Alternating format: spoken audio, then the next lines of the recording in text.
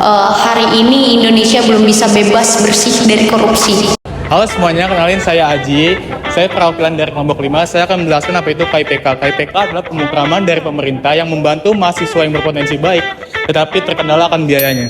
Nah, tadi sudah dijelaskan oleh Aji. Perkenalkan, nama saya Kayla dan saya akan menjelaskan tentang tujuan KIPK. KIPK sendiri bertujuan untuk meningkatkan akses dan kualitas pendidikan anak-anak dari keluarga kurang mampu. KIPK juga bermanfaat untuk biaya pendidikan seperti pembebasan SPP dan juga UKT. Baik, selamat sore. Perkenalkan, nama saya Novita Pratiwi Mashar, selaku perwakilan dari kelompok 5.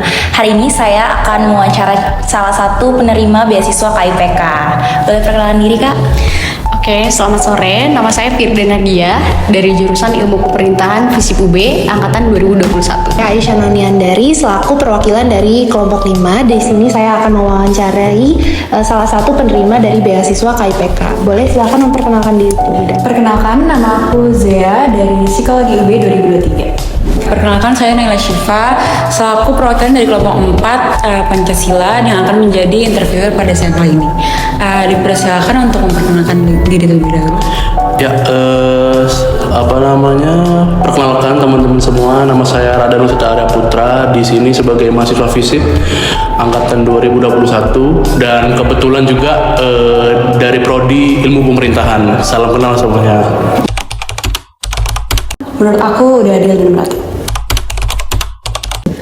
Menurut aku memang masih banyak orang yang menerima beasiswa KIPK ini namun kurang bijak dalam menggunakannya, di mana dana bantuan tersebut disalahgunakan untuk keperluan-keperluan pribadi mereka. Dan memang benar itu adanya karena hari ini Indonesia belum bisa bebas bersih dari korupsi, sehingga nepotisme dalam penerimaan KIPK, kemudian manipulasi data dalam KIPK ini memang ada.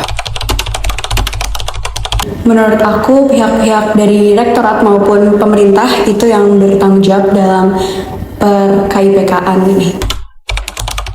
Per tanggal 13 kita udah coba audiensikan sebenarnya kan, daripada UKT yang mahal pun juga dari KIPK ini sendiri yang sebenarnya memang kurang tepat gitu ya.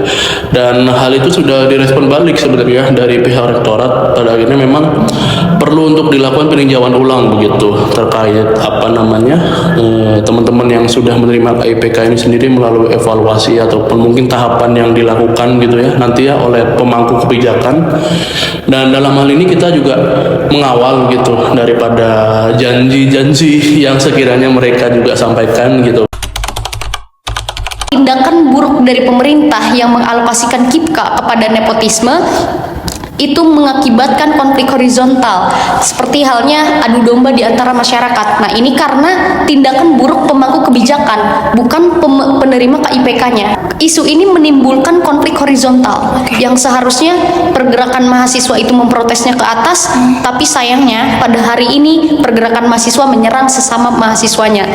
Namun 2024 Mei banyak sekali terjadi permasalahan terkait KIPK ini, seperti penyalahgunaan, salah sasaran, ujian dan doxing. Mau tahu lebih lanjut? Saya Radit Hawarul Ariski dan simak video berikut.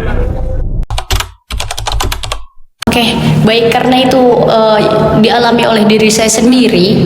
Saya melihat perilaku doxing atau perbuatan-perbuatan perundungan di akun base universitas itu secara hukum diatur dan tidak dibenarkan.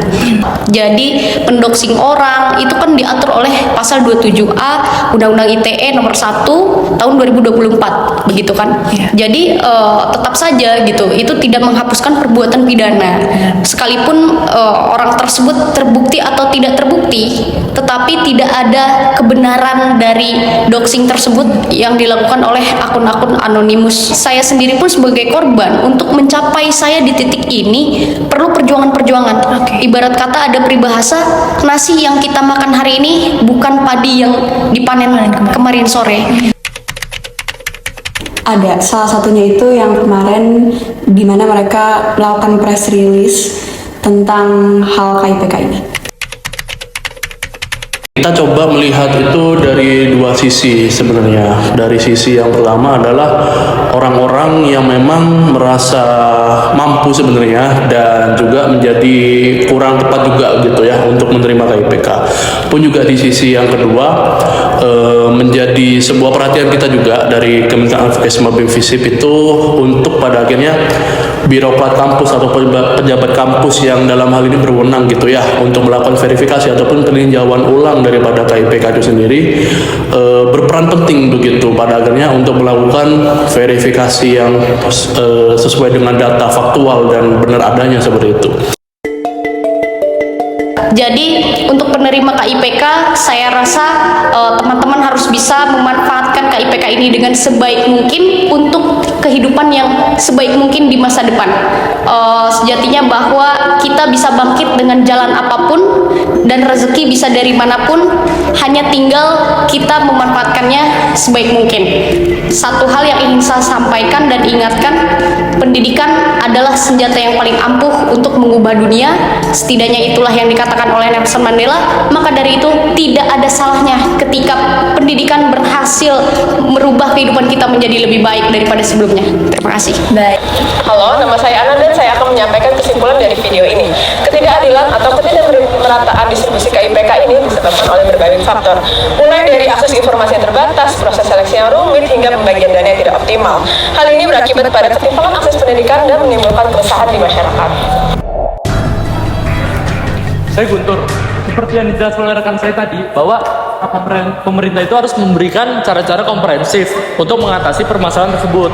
Nah, salah satunya itu dengan pemerataan sosialisasi mengenai KIPK dan pendataan ulang mengenai KIPK bagi mahasiswa-mahasiswa. Nah, perlu di disclaimer bahwa KIPK itu hanyalah salah satu cara untuk mengatasi akses pendidikan bagi keluarga-keluarga atau anak-anak yang kurang mampu.